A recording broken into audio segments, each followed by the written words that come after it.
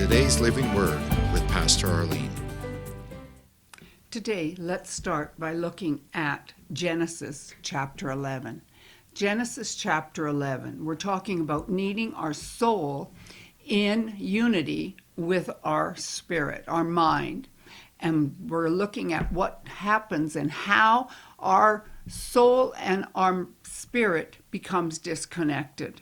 See, when we're born again, we don't get a new mind. We are responsible for renewing our mind. So in Genesis 11 and verse 3, it talks about wanting to build this Tower of Babel. And they said one to another. So they're saying, everything starts with words. And it's something somebody might say to you, but there is something called self-talk. What are you saying to yourself? They said one to another, let us go and make brick. And they went on.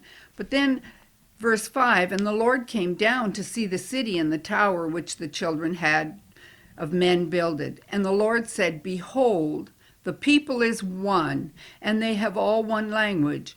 And this they begin to do, and now nothing will be restrained from them which they have imagined to do.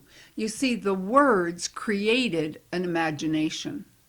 It creates hope. If your soul and spirit, if your mind isn't thinking according to who you are in Christ and what you already have, there's a disconnect. You see, what kept this possible for them, even though they weren't born again, was because one, they were in unity. Two, they imagined and saw them building this, and then they spoke it.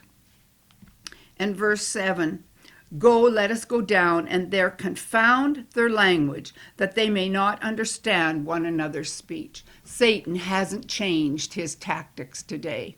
He still is trying to get us to be like God without God, which started in the Garden of Eden. And it happens by confusing our speech, disconnecting our spirit and soul. Thank you for joining us today.